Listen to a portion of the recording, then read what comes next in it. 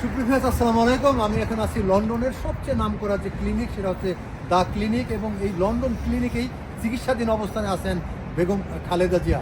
তিনি লন্ডন এসেছেন চিকিৎসার জন্য এবং চিকিৎসা চলছে। তার কী অগ্রগতি হয়েছে সেসব শুনবো।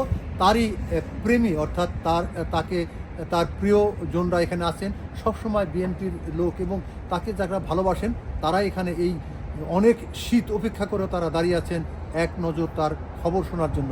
শুনবো তিনি এখন কেমন আছেন।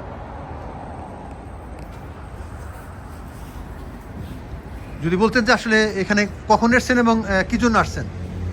আমি মূলত আসছি ম্যাডামকে এক নজর দেখার জন্য, যদিও দেখতে পারতেছি না, তবু আসি। তার বিএমপিকে ভালোবাসি, দলের টানে ম্যাডামকে ভালোবাসি, সেই কারণেই এক নজর দেখার জন্য আসি। শত শত কর্মীরা আসছে দেখার জন্য। আপনি এখানে কি জন্য আসছেন?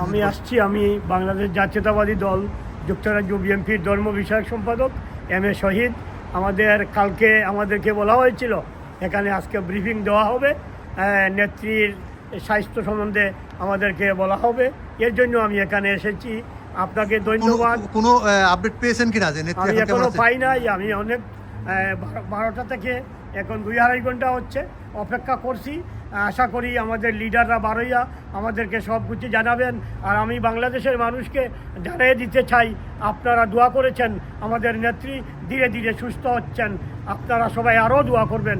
এবং গতকালকে আমরা ইউকো বিএনপির উদ্যোগে বিকলের মসজিদে ওনার জন্য দোয়া করেছি এবং বিভিন্ন এলাকার মসজিদে ওনার জন্য দোয়া হচ্ছে। Thank you very much. আপনাকে ধন্যবাদ। আপনি কখন আসছেন? আসসালামু আলাইকুম, আমি শাহিদুর রহমান, যুক্তরাজ্য আইন ছাত্র ফোরামের সভাপতি।